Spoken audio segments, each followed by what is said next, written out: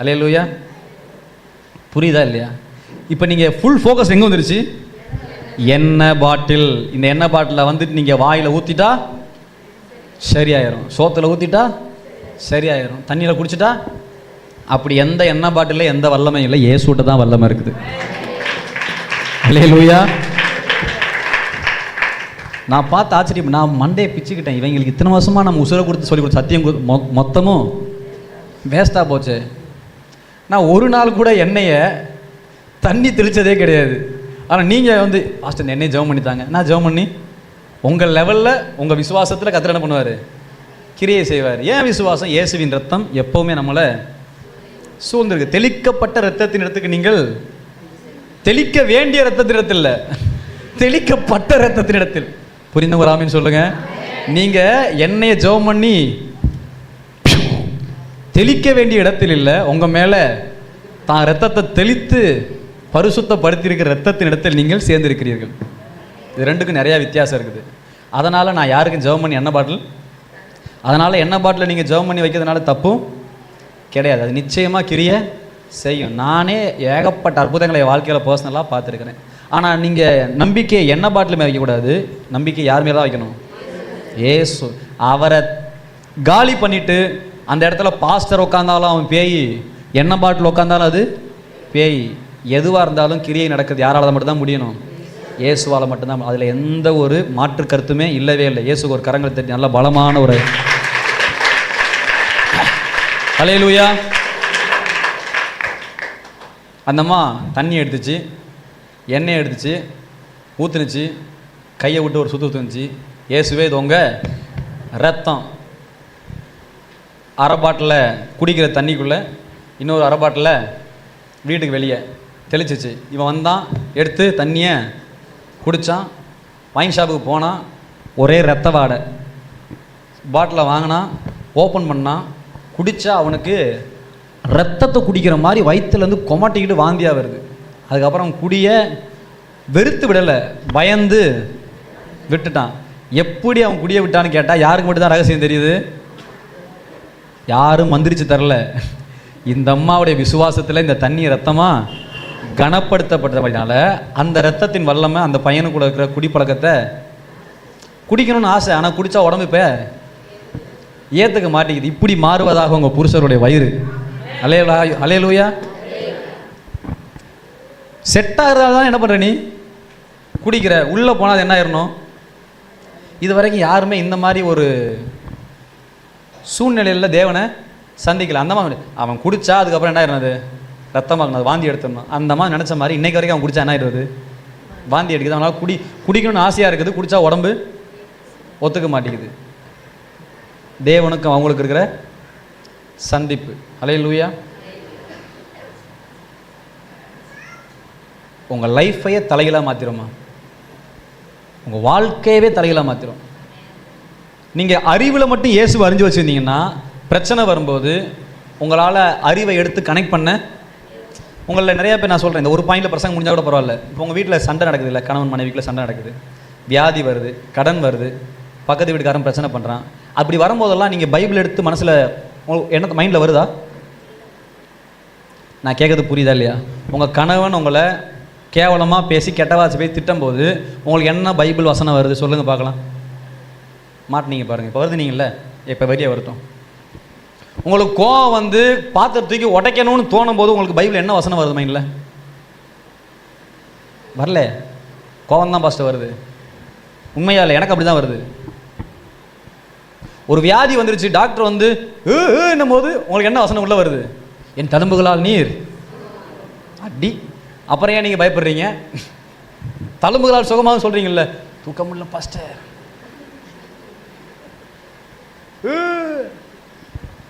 அறிவில் இருக்கிறத எதில் எக்ஸ்பீரியன்ஸ் பண்ண முடியல? சரீரத்தில் எக்ஸ்பீரியன்ஸ்.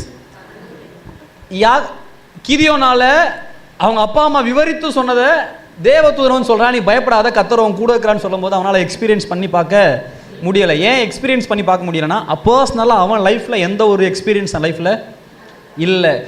நீங்கள் ஒரு வியாதியில் இருக்கும்போது இயேசு உங்களை தொட்டு ஜெபத்தின் மூலமாக நீங்கள் சுகமாக இருப்பீங்கன்னா, நீங்கள் போய் வியாதி உள்ளவன்ட்ட சொல்கிற சுவிசேஷம் எப்படிமா இருக்கும்? எப்படிப்பட்ட வியாதிவனையும் கூட்டிட்டு வா, இயேசுவால் சுகமாக்க முடியும். இதை யாரால தான் சொல்ல முடியும்னா, அப்படிப்பட்ட வியாதியில் ஒருத்தன் சுகமாக இருப்பான்ல, எக்ஸ்பீரியன்ஸ் பண்ணியிருப்பான்ல, அவன் சொல்லுவான், நான் டேஸ்ட் பண்ணியிருக்கிறேன் இயேசு எப்படி சுகமாக்குவார்னு, நான் சாட்சி, உன்னை சுகமாக்குவார். அவன் சொல்லும் போது அது பிரசங்கமாக இருக்காது, வார்த்தையாக இருக்காது, என்னவா இருக்கும் அது? அந்த ஜீவனாக இருக்கும். ஏன் என்னையை பாரு, ஏன் ஓட்டையை பாரு, இதயத்துக்குள்ளே இருக்கிற ஓட்டையை பாரு, செங்கல் இல்லாமல் சிமெண்ட் இல்லாமல் அடைச்சிருக்காது பாரு அப்படின்னு நீங்கள் அதை சொல்லுவீங்க. எப்போ தான் உங்கள் வார்த்தையில் ஜீவன் வெளிப்படும்னா, சுவிசேஷத்தின் வல்லமை உங்களுக்குள்ள சந்திக்கும் போது. அல்லேலூயா. இது வரைக்கும் புரிஞ்சா உங்களுக்கு? லைஃப் டோட்டல் சேஞ்ச் ஆகிற ஒன்று, நீங்களும் தேவனும் உங்களை இங்கே பாருங்கள், இப்படியே வாழாதீங்க, இந்த ஆவிக்குரிய வாழ்க்கையை வாழாதீங்க. இதனால் உங்களுக்கு 10 ரூபாய்க்கு பிரயோஜனம் இல்லை. இது வரைக்கும் நீங்கள் வாழ்ந்ததுன்றதில் எந்த ஒரு பெரிய மாற்றமும் உங்கள் வாழ்க்கையில் வந்துருச்சா? ஐயோ, நீங்கள் கொஞ்சம் மனம் திறந்து வெளிப்படையாக பேசுவோம். இத்தனை வருஷமாக ஜெபம் பண்ணிட்டீங்க, தலைவலி போச்சா? இத்தனை வருஷம் ஜெபம் பண்ணிட்டீங்க, கண் வலி போச்சா? வேற யார் சொல்லலாம்? இத்தனை வருஷமாக ஜெபம் பண்ணுறீங்க, புருஷன் ரசிக்கப்பட்டாரா? குடியை விட்டாரா? சொல்லுங்கம்மா, ஏதாவது மாற்றம் நடந்திருக்குதா? அப்படின்னா என்ன அர்த்தம்? வழக்கமாக ஏதோ வர்றோம், போகிறோம், உட்காரோம், வீட்டுக்கு போகிறோமே தவிர, தேவன் நம்ம எல்லைக்குள்ளே இறங்கி நம்மளை தொடணுன்ற அளவுக்கு, அவரை சந்திக்கணுன்ற அளவுக்கு நம்ம தேடலை. தலைவலி இருந்தால் போதும், பரவாயில்ல, இயேசு நல்லவர், அப்படி வாழாதீங்க, அது தப்பு. இயேசு நல்லவர்ன்றதுல எந்த சந்தேகமும் இல்லை. நீங்கள் செத்து போனால் பரலோகம் போயிருவீங்கன்றதுல எந்த சந்தேகமும் இல்லை. தலைவலி போகணுன்னா கர்த்தர் உங்களை சந்திக்கணுன்ற ரேஞ்சுக்கு வாங்க. பரலோகம் கண்டிப்பாக உண்டு, அதில் எந்த மாற்று கருத்தும் கிடையாது. ஆனால் இன்னைக்கு இந்த பூமியில் உங்களுக்கு ஆரோக்கியம் வேணும்னா, சுகம் வேணும்னா, செல்வம் வேணும்னா, நீங்கள் தேவனை சந்திக்கணும்னா என்ன பண்ணணும்? இப்போ நீங்கள் என்ன தேடாமலா இருக்கீங்க? ஜெபம் பண்ணாமலா இருக்கீங்க? இது வரைக்கும் தேடுனதை விட வெறி கொண்டு தேடணும். நீர் என்னை ஆசீர்வதித்தாலும் நான் உன்னை விடவே மாட்டேன் அப்படின்ற அளவுக்கு முட்டியில் நிற்கணும். எத்தனை பேர் அப்படி நின்றுருக்கீங்க? விடாப்புடியாக நின்றுருக்கீங்களா? 2 மணி நேரம் 3 மணி நேரத்துக்கு யாராவது காட்டுங்களா? நான் இன்னைக்கு பார்க்குறேன், இந்த சபையில் கண்ணை திறந்து பார்க்குறேன், பக்தி உள்ளவர்களை பார்க்குறேன். உங்கள் வாழ்க்கையில் என்னைக்காவது இந்த சர்ச்சில் இருக்க உபவாசம், அதுக்கே நீங்கள் வர மாட்டேங்கிறீங்க, உங்களை எங்கே பரலோகம் சேர்க்க போகுது? ஃப்ரண்ட் கேட்டில் வந்தால் பேக் கேட்டில் போய் 2 அனுப்பி விட்றோம் போலுக்குது. உங்களுக்கு உபவாசம் பண்ணி ஜெபம் பண்ணுறதுக்கு முடிய மாட்டேங்குது. நான் சொல்கிறது புரியுதாம்மா உங்களுக்கு? உங்களில் யாராவது ஒரு நபர், நான் கடவுள்கிட்ட வல்லமையை பெற்றுக்கணும், வரங்களை பெற்றுக்கணும்னு சொல்லி உபவாசம் போட்டிருக்கீங்களா? காத்து இருந்திருக்கீங்களா? ஜெபிச்சிருக்கீங்களா? முட்டி போட்டிருக்கீங்களா? இல்லை இந்த கடனில் எனக்கு இன்னைக்கு ஒரு மாற்றம் வேணும்னு சொல்லி அந்தளவுக்கு விடாப்புடியாக உட்காந்து யுத்தம் பண்ணியிருக்கீங்களா? இல்லை. ஆனால் நம்ம ஜெபம் பண்ணுறோம், பைபிள் வாசிக்கிறோம், வர்றோம், போகிறோம், காலையிலேருந்து 1 மணி நேரம் அப்படியே கொட்டாபியோடு சேர்ந்து பாடிடுறோம், போகிறோமே தவிர அடுத்த ஒரு ஆவிக்குரிய மண்டலத்தோடு நம்ம என்னாகவே இல்லை. நம்ம புரிஞ்சிருச்சா உங்களுக்கு? யாக்கோபு தன்னுடைய ஆர்டினரி கிறிஸ்தவ வாழ்க்கையிலிருந்து தேவனை சந்திக்கக்கூடிய அளவுக்கு ஒரு இடத்துக்கு வந்தான். அல்லேலூயா. ஓகே. 2வதா யாக்கோபு, நேரம் இல்லை, 2வதா யாக்கோபுனுடைய இடம் எது? பதான் ஆராம். சொல்லுங்க, என்ன இடம்? பதான் 31ஆம் அதிகாரம் 7, 8, 9 வாசிங்க. 5லேருந்து வாசிங்க. அவர்களை நோக்கி, உங்கள் தகப்பனுடைய முகம் நேற்று முந்தைய நாள் இருந்தது போல இருக்கவில்லை என்று எனக்கு தோன்றுகிறது. ஆனாலும் என் தகப்பனுடைய தேவன் என்னோடே கூட இருக்கிறார். என்னால் இயன்ற மட்டும் நான் உங்கள் தகப்பனுக்கு ஊழியம் செய்தேன் என்று நீங்கள் அறிந்திருக்கிறீர்கள். உங்கள் தகப்பனோ என்னை வஞ்சித்து என் சம்பளத்தை 10 முறை மாற்றினான். போதும். எத்தனை முறை ஏமாத்தினானா? 10 முறை. எத்தனை முறை? 10 முறை. எப்படி ஏமாத்தினான்னா 30ஆம் அதிகாரத்தில் 37 வாசிங்க. பின்பு யாக்கோபு பச்சையா இருக்கிற இல்லை, அந்த 3 நாள் பயணத்துக்கு அதை தூயிருமா? 35ஆ 34ஆ? அதாவது புள்ளி உள்ளது, வரி உள்ளது, கலப்பு உள்ளது எல்லாம் உன்னுடைய சொல்லும் போது அந்நாளிலே 36 தனக்கும் யாக்கோபுக்கும் இடையிலே 3 நாள் 35 வாசிங்க. அந்நாளிலே கலப்பு நிறமும் வரியும் உள்ள வெள்ளாட்டு கடாக்களையும் புள்ளியும் வரியும் உள்ள வெள்ளாடுகள் யாவையும் சற்று வெண்மையும் கருமையும் உள்ள செம்மறி ஆடுகள் யாவையும் பிரித்து தன் குமாரனிடத்தில் ஒப்புவித்து தனக்கும் யாக்கோபுக்கும் இடையிலே 3 நாள் பிரயாண தூரத்தில் இருக்கும்படி வைத்தான். லாபானுடைய மற்ற ஆடுகளை யாக்கோபு மேய்த்தான். போதும். அல்லேலூயா. 32 வாசிக்கலாம். 32 வசனம். நான் இன்றைக்கு போய் உம்முடைய மந்தைகளை எல்லாம் பார்வையிட்டு அவைகளில் புள்ளியும் வரியும் கருப்பும் உள்ள செம்மறி ஆடுகளையும் வரியும் புள்ளியும் உள்ள வெள்ளாடுகளையும் பிரித்து விடுகிறேன். அப்படிப்பட்டவை இனி எனக்கு சம்பளமா இருக்கட்டும். அல்லேலூயா. 10 முறை ஏமாத்தினான்னா எப்படி தெரியுமா? லாபானுடைய ஆடை யார் மேய்க்கிறா? யாக்கோபு மேய்க்கிறாரு. இப்போ பணம் எப்படின்னா, சில பேர் ஆடை வந்து வாங்கி விடுவாங்க ஒருத்தவங்கள்ட்ட. அவங்க வந்து அந்த ஆடை மேய்க்க மாட்டாங்க. யாரோ ஒருத்தவங்க ஆடு மேய்ப்பாங்க. மேய்க்கும் போது அந்த ஆடு 2 குட்டி போடுமா? ஒரு குட்டி யாருக்கு? ஆடு மேய்க்கிறவனுக்கு. இன்னொரு குட்டி ஆடை முதல் போட்டான் இல்லையா அவனுக்கு. இதுதான் வந்து இன்னைக்கு நம்ம சில பேருக்கு செய்கிறாங்க. ஆனால் யாக்கோபுடைய காலத்தில் எப்படின்னா, ஆடு எத்தனை குட்டி வேணால் போடட்டும், அதை பற்றி கணக்கு இல்லை. வெள்ளாடு, அந்த ஆட்டில் புள்ளி கோடு ஒரு மாதிரி சாம்பல் நிறமாக இருக்கும் இல்லையா, அந்த மாதிரி வந்தால் அந்த ஆடெல்லாம் யாருக்கு? உனக்கு.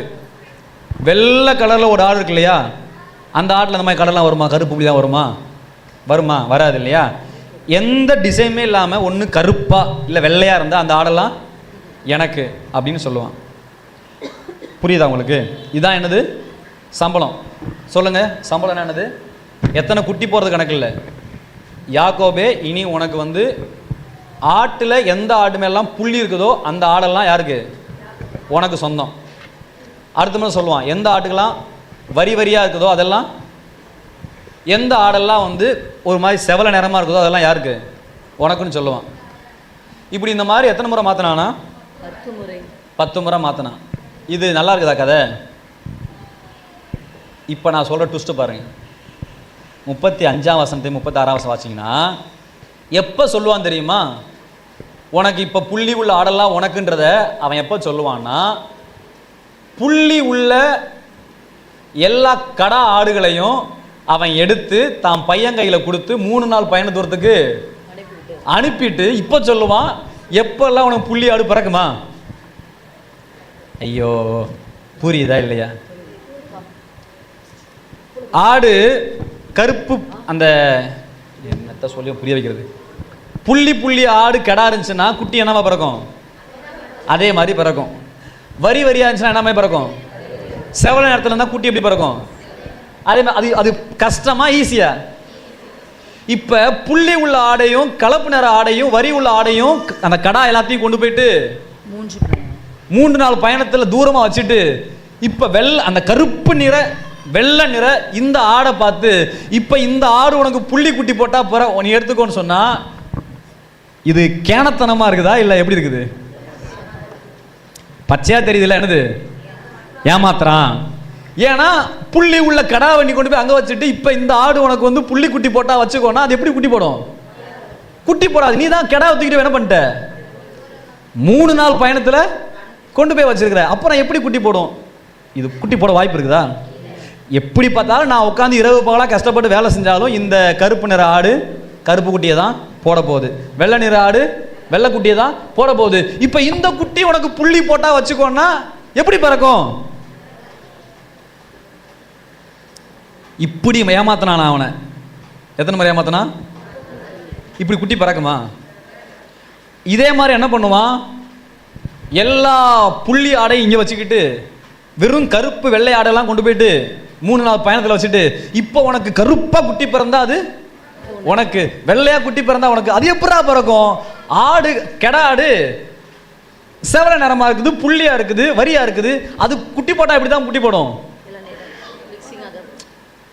தாயாடு புள்ளி உள்ள ஆடு, அப்பா ஆடு புள்ளி உள்ள ஆடு. ஆனா பிறக்கிற குட்டி மட்டும் எப்படி பிறக்கணுமா?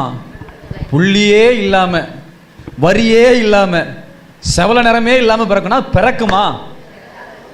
வாய்ப்பு இருக்குதா? நீங்க சொல்லுங்க, ஆடு மேய்ச்சவங்க கிராமத்தில் இருக்கீங்க, பிறக்குமா? ஆனா யாக்கோபுக்கு பிறந்துச்சே. யாக்கோபுக்கு அது பிறந்துச்சே. எப்படி பிறந்துச்சு? தேவனுக்கும் அவனுக்கும் இருந்த ஒரு சந்திப்பு. கர்த்தர் உன்னை உன் வழியில உன்னை காப்பார் என்ற அந்த ஒத்த வார்த்தையில தேவன் உண்மை உள்ளவராக இருந்தார். உங்களுக்கு போய் நான் சொன்ன பாருங்க இந்த ரகசியத்தை. எந்த சூழ்நிலையிலும் எந்த வாய்ப்புமே இது மாற்ற முடியாதுன்னு இருக்கும்போது உங்களுக்கும் தேவனுக்கும் நடந்த அந்த ஒத்த சந்திப்பு இந்த எல்லா சூழ்நிலையும் தலையிலா. இவனுக்கு சம்பளத்தை கொடுத்தது யாரு? லாபானா? கர்த்தர். ஏன்னா அதை யாக்கோபு 21 வருஷமா பார்க்குறான். 21 வருஷத்தில் 10 முறை இந்த மாதிரி அவனை ஏமாத்திருக்கிறான். அல்லேலூயா. 10 வருஷத்துலையும் யாக்கோபுக்கு என்ன ஆடு பிறக்கணுமோ அந்த ஆடு தான் பிறந்துச்சு. யாக்கோபுக்கு ஃபேவராகவே கர்த்தர் எல்லாவற்றையும் செய்தார். ஏனென்றால் யாக்கோபினுடைய ஆடு மேய்க்கிற காரியத்திலையும் யாக்கோபோடு கர்த்தர் கூட இருந்தார். கையை தட்டி கர்த்தரை ஸ்தோத்திரம் பண்ணுங்க. உங்களுக்கு சில ரகசியங்கள் புரியாததுனால தான் நீங்கள் படாத பாடு கஷ்டப்படுறீங்க. கையில் ₹1 உங்களால் சம்பாதிக்க முடியவில்லை. அல்லேலூயா. இந்த பாயிண்ட் நான் முடிச்சிடறேன். நான் டைம் கால் பண்ணிட்டாங்க. அல்லேலூயா. அந்த 31ஆம் அதிகாரத்தினுடைய 7ஆம் வசனம் வாசிங்க பார்க்கலாம். அந்த ஆடுகள் பொழிகிற போது தேவதூதன் சொப்பனத்திலே தோன்றி 11ஆம் வசனம் 11 வாசிங்க. அன்றியும் தேவதூதன் ஒருவர் சொப்பனத்தில், யாக்கோபே என்றார். இதோ இருக்கிறேன் என்றேன். அப்பொழுது அவர், உன் கண்களை ஏறெடுத்து பார், ஆடுகளோடே பொழியும் கடாக்கள் எல்லாம் கலப்பு நிறமும் புள்ளியும் வரியும் உள்ளவர்களாய் இருக்கிறது. லாபான் உனக்கு செய்கிறவை யாவையும் நான் கண்டேன். அல்லேலூயா. லாபான் யாக்கோபை ஏமாத்துறத யாக்கோபு மட்டும் பார்க்கல, யாக்கோபின் தேவனும் அதை. அப்படி உங்க பிரச்சனைகளை நீங்க மட்டும் உங்க பார்வை மட்டும் அதில் தெரியக்கூடாது. யாருடைய பார்வையும் தெரியணும். தேவன் என் பிரச்சனையில் என்னை பார்க்குறார், என் சூழ்நிலையில் கர்த்தர் என் கூட இருக்கிறான்றதை நீங்கள் பார்க்கணும். அப்படி பார்க்கணுன்னா அந்த அளவுக்கு உங்களுக்கும் தேவனுக்கு ஒரு சந்திப்பு. சும்மா இப்படி உக்காந்துட்டு போகாதீங்க, புடிங்க. நான் ஏமாறுற இடத்துல நான் ஜெயிக்கிறத நான் பார்க்கணும். நான் அழுகிற இடத்துல என் கூட நீங்கள் இருக்கிறத பார்க்கணும். அப்படி உட்காந்து தனிப்பட்ட தவம், சொல்லுங்கள், தவம் இருக்கிற மாதிரி உட்காந்து தேவ சமூகத்தில் காத்துருங்க. அப்போ தான் தேவன் இறங்கணும். தேவன் இறங்கி உங்கள் வாழ்க்கையில் ஒரு மாற்றத்தை பார்க்கணும். கர்த்தர் என் கூட இருக்கிறான்றதை உங்கள் சத்துருக்கள் சும்மா இப்படியெல்லாம் உங்களால் இந்த அசைவை அசைக்க முடியாது. அல்லேலூயா. 30ஆம் அதிகாரத்தில் வீட்டில் வாசிங்க. 37லேருந்து 47 வரைக்கும் கோட் பண்ணிக்கோங்க. அந்த புன்னை மரங்களையும் வாதுமை மரங்களையும் தோல் உரிச்சு அவன் என்ன பண்ணுறான் பாருங்க. புன்னை மரம் சொல்லுங்க. புன்னை இலையெல்லாம் கொஞ்சம் அப்படியே டார்க்காக இருக்கும். வாதுமை மரம் இலையெல்லாம் கொஞ்சம் வெள்ளை கலரில் அந்த செவல் அந்த ஒரு மாதிரி அந்த எப்படி சொல்கிறது, காப்பி கலர் கலந்த மாதிரி இருக்கும். நடுவில் என்ன பண்ணுவானா, அந்த இலையெல்லாம் தோல்லாம் உரிச்சா உள்ளது வெள்ளை கலர் இருக்கும். சொல்லுங்கள், கருப்பு வெள்ளை கிட்டத்தட்ட ஒரு மண் கலர் கலந்த இந்த மாதிரி மரத்தை என்ன பண்ணுவானா கொண்டு வந்து வெட்டி அந்த கிணத்து பக்கத்தில் தண்ணி பக்கத்தில் போட்டு வைப்பான். புரியுதா உங்களுக்கு? இங்கே பாருங்க, இதை நல்லா புரிஞ்சுக்கொள்ளுங்க. இப்போ யாக்கோபு மேய்க்கிற ஆட்டுக்கிட்ட ஒரு ஆடு கூட என்ன கிடையாது, புள்ளி ஆடோ. சொல்லுங்க, என்னாத்துமாவே கர்த்தரை சொல்லுங்க வாயை திறந்து.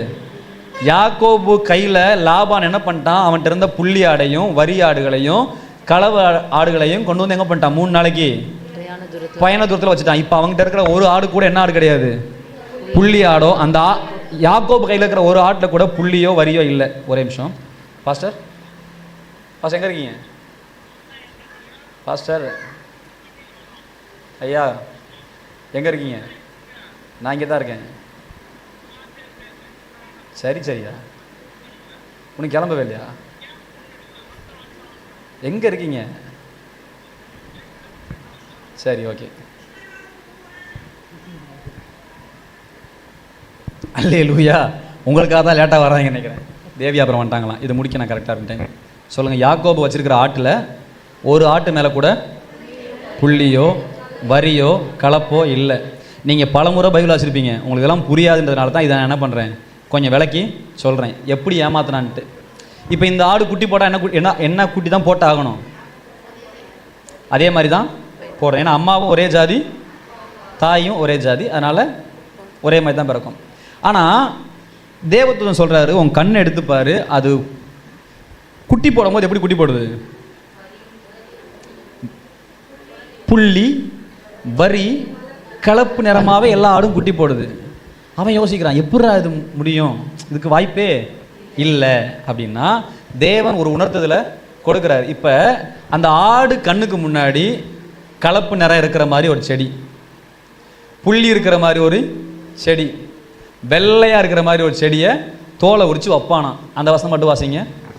ஆடுகள் ஊற்றண்டைய தண்ணி குடிக்க வரும்பொழுது அவனுக்கு தான் உரித்த கொப்புகளை ஆடுகள் தண்ணீர் அதுக்கு முன்னாடி வசனம். பின்பு யாக்கோபு பச்சையாயிருக்கிற புன்னை, வாதுமை, அர்மோன் என்னும் மரங்களின் கொப்புகளை வெட்டி இடையிடையே வெண்மை தோன்றும்படி பட்டையை உரித்து தான் உரித்த கொப்புகளை ஆடுகள் தண்ணீர் குடுக்க வரும் கால்வாய்களிலும் தொட்டிகளிலும் ஆடுகளுக்கு எதிராக போட்டு வைப்பான்.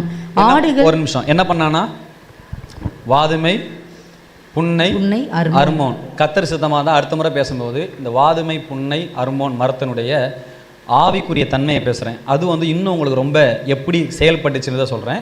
இங்கே பாருங்கள், ஆடு தண்ணி குடிக்கும் போது என்ன பண்ணுறான், இந்த செடியெல்லாம் முன்னாடி போட்டு வைக்கிறான். இது எப்போ பார்த்தாலும் என்ன தான் பார்க்குது, புள்ளி இருக்கிறதையும் வரி இருக்கிறதையும் வெண்மை இருக்கிறதையும் அந்த கண்ணுக்கு முன்னாடி பார்த்துக்கிட்டே இருக்குது. பட் உடம்புல சொல்லுங்கம்மா, கஷ்டமாக பேசுகிறேன் உங்களுக்கு. அது உடம்புல புள்ளியோ வரியோ கலப்போ இல்லை. பட் அது கண்ணுக்கு முன்னாடி புள்ளியையும் வரியையும் கலப்பையும் பார்க்குற மாதிரி யாக்கோபு அதை போட்டு வைப்பான்.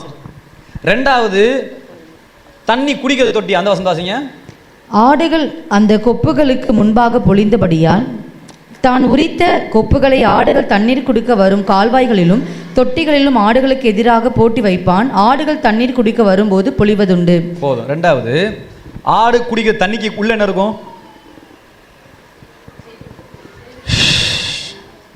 தண்ணி. தண்ணி தொட்டிக்கு கீழே என்ன இருக்குமா, தண்ணி கீழே அவன் கொண்டு வந்த சொல்லுங்க வாதுமை. மைண்டில் வச்சுக்கோங்க, ஒரு செடி கொஞ்சம் கருப்பாக இருக்கும், இன்னொரு செடி கொஞ்சம் செவல நிறமாக இருக்கும், இன்னொரு செடி தோலை உரிச்சு வெள்ளையாக இருக்கும். அது எல்லாத்தையும் மூணா அப்படி தேசிய கொடி மாதிரி வச்சு என்ன பண்ணுவான், தண்ணி கீழே.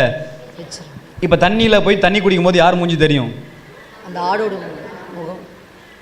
யாரோடைய, இப்போ வெள்ளை ஆடு வருது தண்ணி குடிக்குது, குடிக்கும் போது என்ன தெரியும், அந்த வெள்ளை ஆடோட முகம் தெரியும். யாராவது கரெக்டாக சொல்லி பார்க்கலாம். தண்ணி குடிக்கும் போது அது என்ன தெரியும், யாரோ ஒருத்தன் பரலவும் போயிருவீங்கப்பா, யார் நீங்கள் தானா. தண்ணி குடிக்கும்போது என்ன தெரியும், அது மூஞ்சி தெரியும். இப்போ அந்த வெள்ளை உடம்புல இந்த செடிகளுடைய ரிஃப்ளெக்ஷன் தெரியும். இப்போ அது உடம்புல இல்லாத டிசைன்ஸ் அது என்ன பண்ணுது, ஃபீல் பண்ணுது. சொல்லுங்க பக்கத்து, ஃபீலிங்ஸ் ரொம்ப முக்கியம். சொல்லுங்க, ஃபீலிங்ஸ் ரொம்ப தப்பான ஃபீலிங்ஸ் ஆனால் தப்பாகவே போயிடும்.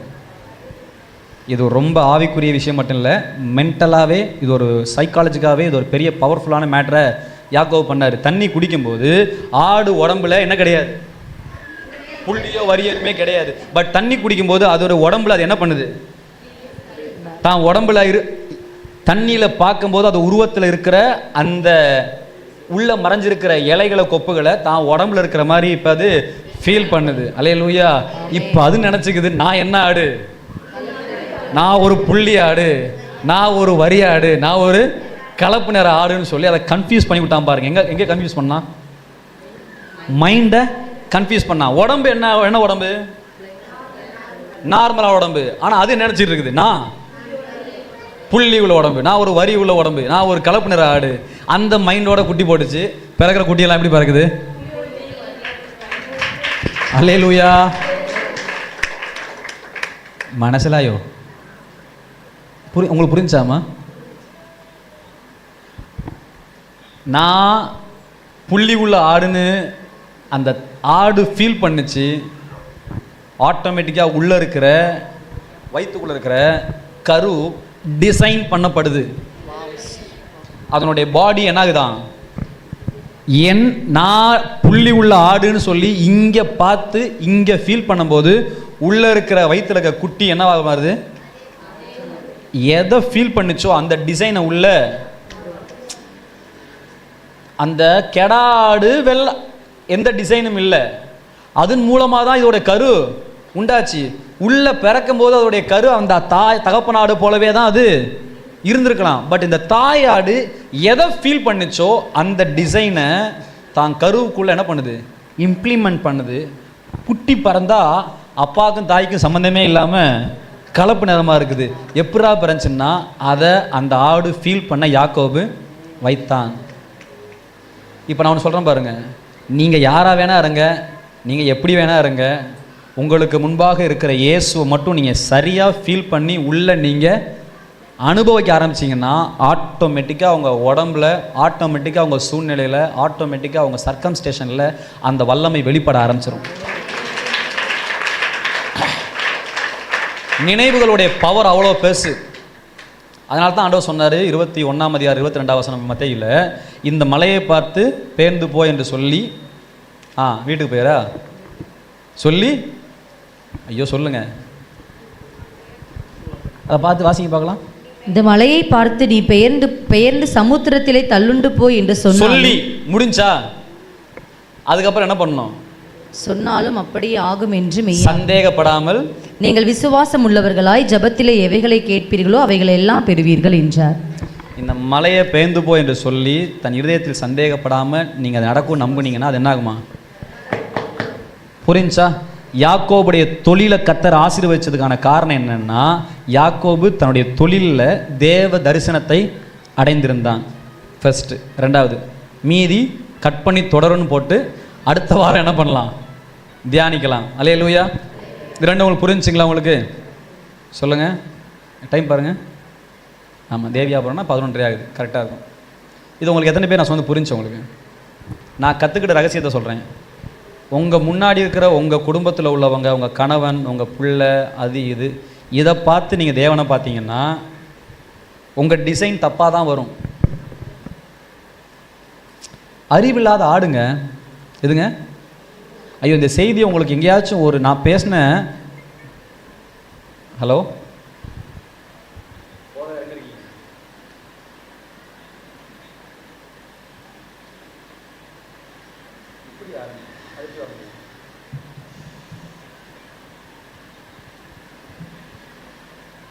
சரி, நீங்கள் தேவியா பக்கம் ஏன் நீங்கள் திரும்ப அங்கே இருக்கீங்க?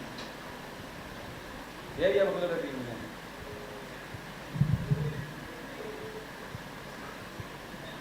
ஐயா, நான் ஆரணி வர்றேன், ஓவர் வைக்கிறேன், வந்துடுறேன். இப்போ நீ எங்கே இருக்கீங்க?